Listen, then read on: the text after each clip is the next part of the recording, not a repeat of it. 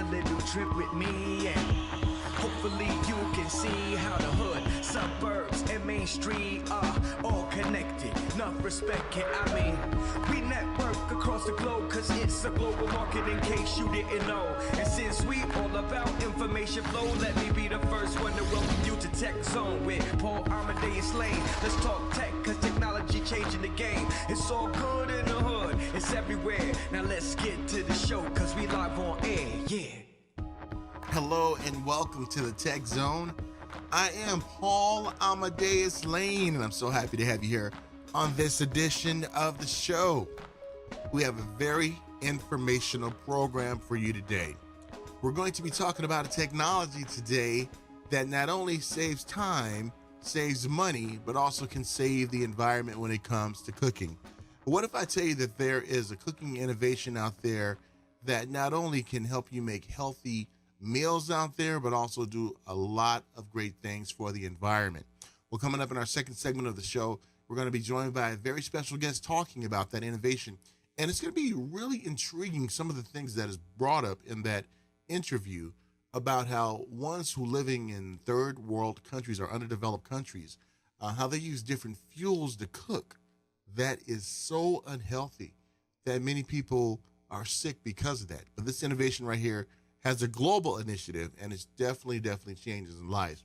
Also, in our third segment, we're going to be joined by a very special guest, a good friend of mine who used to be a guest on our morning show that we used to have on television and radio, Veronica Boscraft. Now, Veronica is a fitness enthusiast. She's also the founder of Pure Organic. Used to be Pure Bars. They have a rebrand now, and she's going to be joining us talking about technology and fitness and how to strike that balance. We know sometimes when we look at a new technology that's going to help us out to get fit and healthy, we think that that is like the magic potion to make everything just perfect for us. The skies will open up. Everybody sings Kumbaya, right?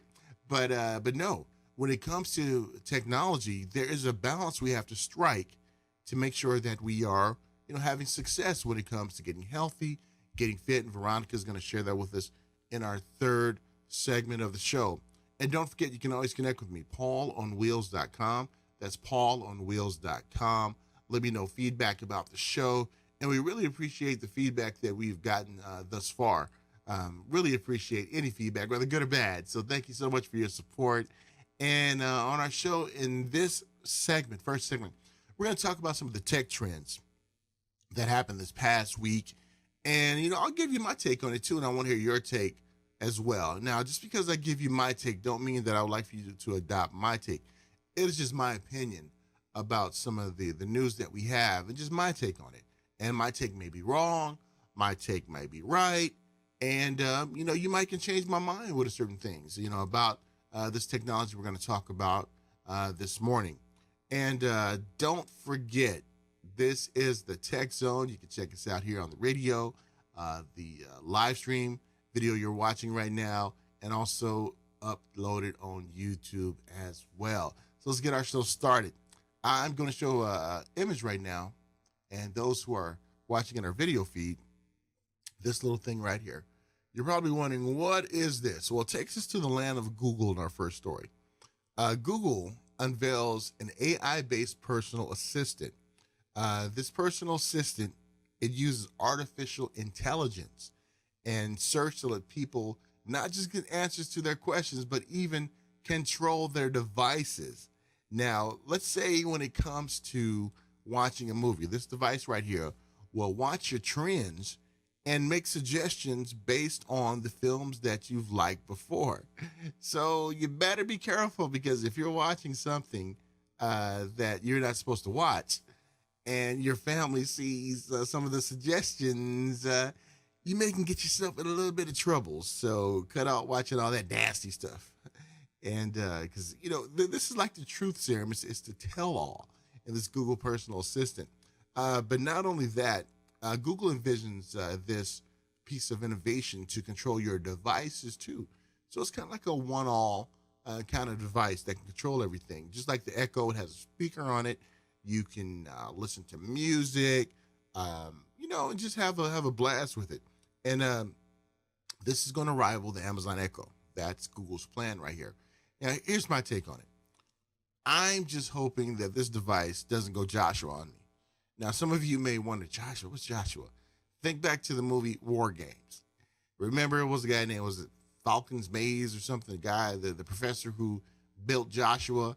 And remember, Joshua got a mind of his own saying, shall we play a game? And he wanted to blow up the world. Remember that? I'm cool with this device from Google as long as it doesn't go Joshua on me. And speaking of that movie War Games, I'm gonna go off on a tangent for a second. The saddest part of that movie War Games was when Matthew Broderick was coming out of 7-Eleven. Remember, all the FBI guys came around him and everything and just start circling him. And then they got him, took his big gulp and threw it on the ground. Now, when that movie came out, I was in my early teens, and I was like, wow, that is so sad, man. Dude couldn't even finish his drink, his big gulp.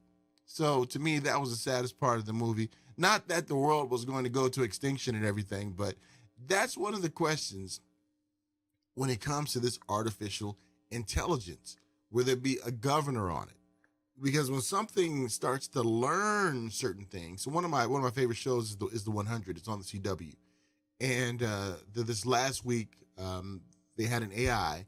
The AI was called Allie, and over time, Allie learned to figure out things herself. She wanted to save humanity by putting them in the city of light and purging, the world before it blew up. So what I'm trying to figure out is with this artificial intelligence, what's going to be the governor on it? What's going to be like the parameters to make sure that it doesn't go too far? But that's the Google Assistant right here. You see a picture of it right here. For those who are watching on our video stream, there it is right there.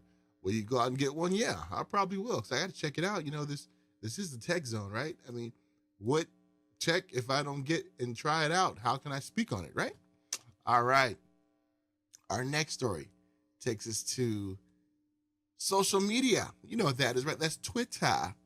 Now, there was news that came out the other day saying that Twitter may ease the 140 character limit when it comes to tweets. Now, if someone were to ask you what's one of the most, frustrating things about Twitter, some would say Twitter trolls, but others, a close second would be probably the character limit. How many of us have been writing a tweet and we got that one character or two characters left and we can't finish it? Well, CEO Jack Dorsey hinted at a move that maybe this limit will be eased. What he did earlier this year, send out a 1,300 character tweet, arousing anticipation that this will be done. Now, the whole reason why Twitter came out with this limit, I think when it first came out, it was 116 characters. And the reason why it did that was because to fit in a single SMS message. Like when you send a text message, only 160 characters. You ever got one that's more and it comes over like a jigsaw puzzle, you have to figure it out. Well, that's the main reason why Twitter did it at first. But this character limit may be eased. And I know a lot of people who use social media like myself, I think it's great. But some of the twit purists out there, they may say that, well, if you want to write a longer tweet or a longer message, just send an email or Facebook a person. True. But, Twitter's trying to stay on top of things and trying to move forward and evolve in this ever-changing social media atmosphere that we have. So good news for you Twitter heads out there like myself. The character limit may go up, and that is cool. And lastly, before we go to our break, this beauty right here, these three beauties.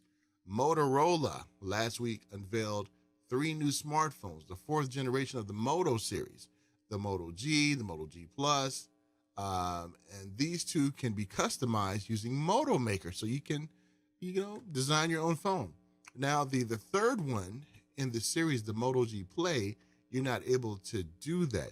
Now, the Moto G and the G Plus will all have Android 6.01 Marshmallow, and this is pretty cool. And the Play will also have it as well, Now, last week it was released in Brazil and India, and it will roll out in North America, Europe, and Latin America, and Asia over time. Now, the lower end Moto G Play, will be available globally this summer.